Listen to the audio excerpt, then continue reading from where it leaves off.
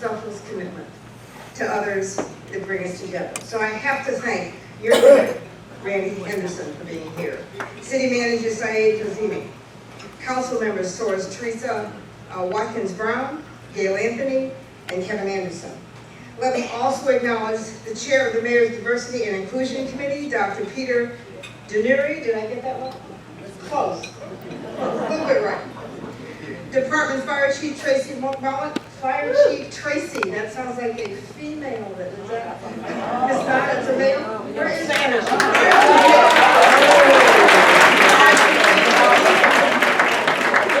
School board members, and we have a slew of them here. Gibbons, Jordan, Morgan, Freeman, and Patricia. Thank you all for being here. Where they're over there.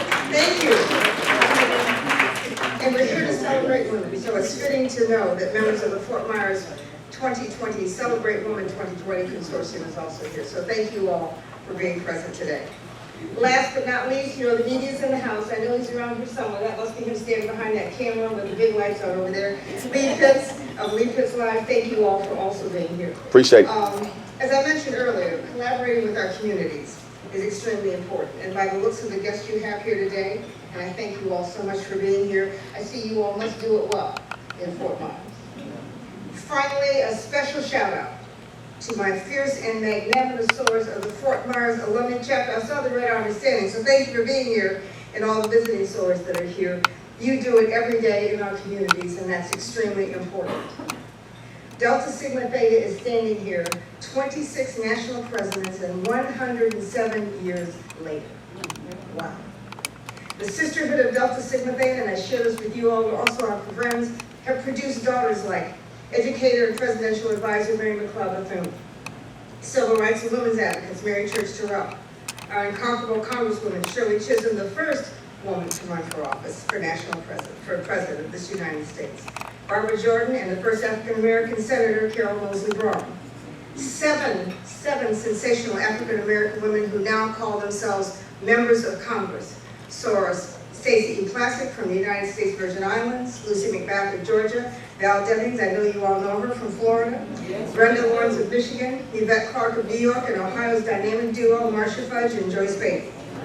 We also claim dance legend, Judith Jameson, polio victim, Wilma Rudolph, the first American woman to win not one, but 3 Olympic gold medals, Brigadier General Hazel Johnson Brown, Vashti Murphy McKenzie, the first female bishop of the AME Church, and Barbara Clementine Harris, the first woman ordained as bishop in the Episcopal Church.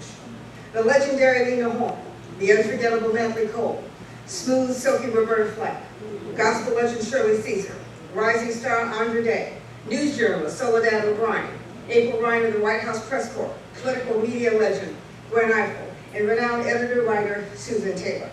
Iconic poet Nikki Giovanni, actress, poet, playwright Ruby Dee, multi-talented actresses Cecily Tyson and Angela Bassett. Delta's first executive director, Patricia Roberts Harris, was also the first black woman to be appointed United States ambassador to a European country. We also claim president of the NAACP Legal Defense Fund and spirited lawyer Sherilyn Ifill as a SOAR. National treasure Dorothy Irene Height. Social activist and past United States Secretary of Labor Alexis Herman. The indomitable civil rights activist and past national president Frankie Muse Freeman. 2 pioneering Atlanta mayors, Shirley Franklin and Keisha Lance Bottom, with 11 mayors in total, 11 mayors in total, and 7 current city mayors, including Sora Lovely Warren of North Rochester, New York, Sharon Watson Bloom of Baton Rouge, Karen Freeman Wilson of Gary, Indiana.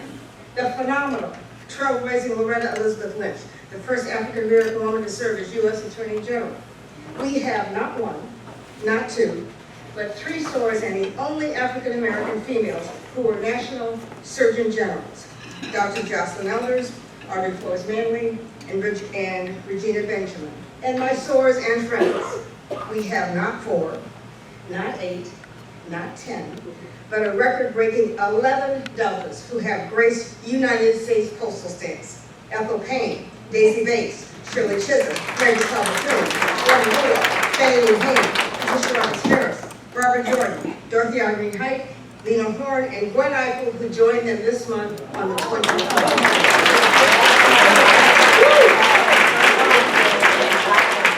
So you know I could go on, right? All pioneers, all risk takers, all rule breakers, all deltas. Our glorious past and what it produced is a prologue to the present. Our strong sisterhood of scholarship, service, standard, and social action and service is one we've inherited and one we have an obligation to preserve.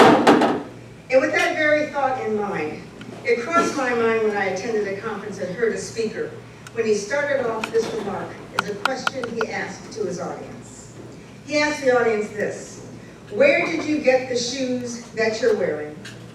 And where did you think they would take you? The significance of shoes. Think about it. According to the story of Cinderella, it takes only one shoe to change your life forever, right? And it was a famous philosopher, Marilyn Monroe, who said, give a girl the right shoes and she can conquer the world. Now, speaking of shoes, and I know some of you in this room are shoe fanatics, statistics tell us that women's shoes make up 60% of all shoe sales in the United States. That's more than the combined sale of men and children's shoes combined. Another interesting but sad and hopeless statistic is this. An investigative report in GQ magazine documents that about 1,200 people a year die over shoes. Mostly Air Jordan sneakers. Shoes. Since the days of Louis XIV, red footwear has been turning heads with its aura of privilege and power and mystery. Dorothy had to click her ruby slippers 3 times to get home in The Wizard of Oz. The popes have used a Roman tradition of wearing ruby papal slippers to symbolize the blood of martyrdom as well as the Holy Spirit. And there's no doubt that many women recognize the red sole bottoms of a pair of coveted Christian Louboutin shoes as their trademark. Clearly, shoes are important to Golden State Warrior star Steph Curry, since he had his favorite Bible verse, Philippians 4:13, I can do all things through him who gives me strength, stamped in the tongue of his Under Armour signature shoes. Shoes. So basic, yet so full of meaning. So on this day when we celebrate our founders, I ask you the same question the speaker asked me at work when he asked his audience about the shoes and their journey, but with a Delta twist. This is a question for our guests as well. Now, I know I can't come to a Founders Day without celebrating and sharing the story of our founding 107 years ago. So for my sorors, I asked the question, where did you get the Delta shoes you're wearing? And where did you think they would take you?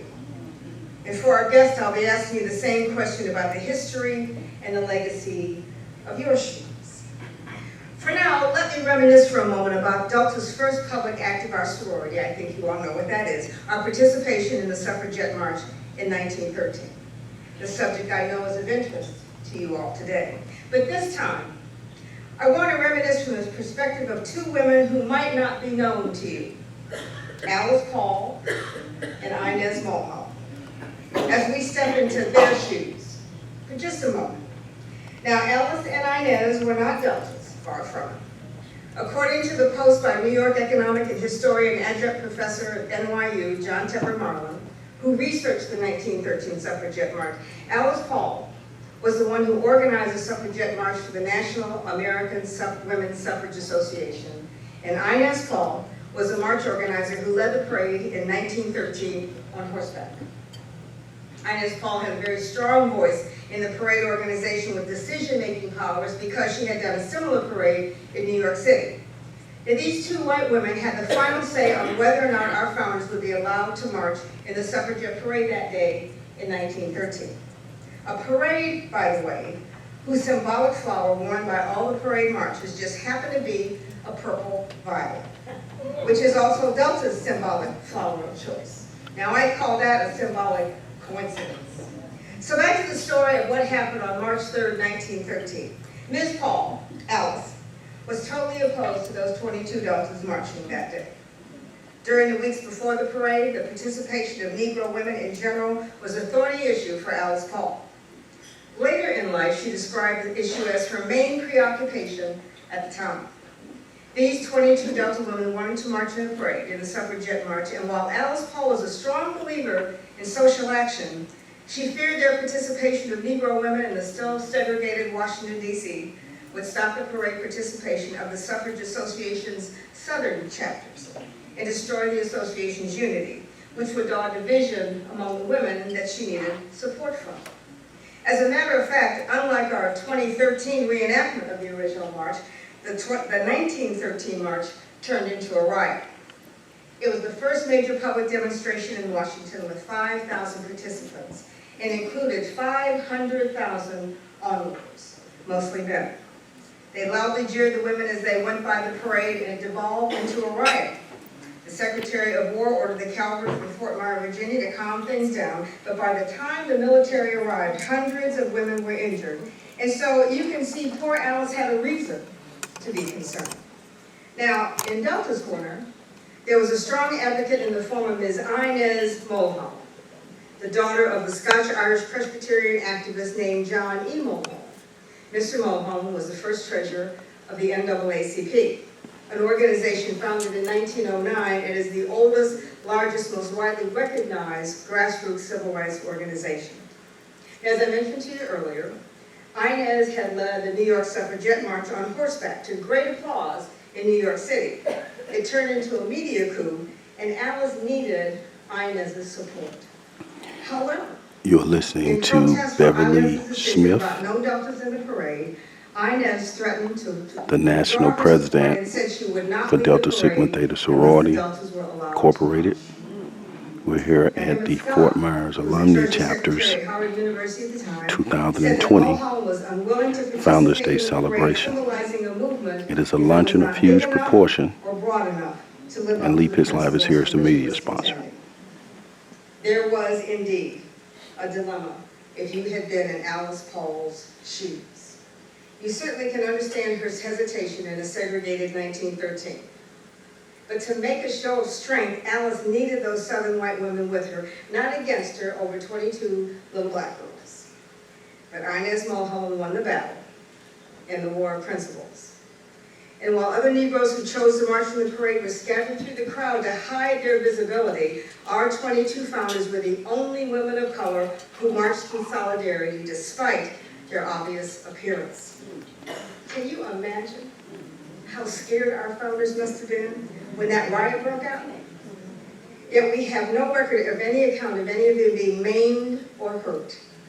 They just used their shoes to keep on marching right into 2020, trusting us to keep those shoes polished, stitched, clean, blocked, and the soles, our soul, the soul of Delta, intact. For my sorors in the audience, and indeed, we have inherited our Delta shoes, the shoes you were raised hands for and said you would wear in pride as a legacy gift. And now that you know where your shoes came from, I'll ask you again, where did you think they would take you? For all of us here today with a mindset towards social justice and equity in society, there are other shoes we've inherited. We've inherited and must preserve the worn-out shoes of Harriet Tubman, who wore them as she walked miles and ran from hate to free others she didn't even know, except they deserved better lives.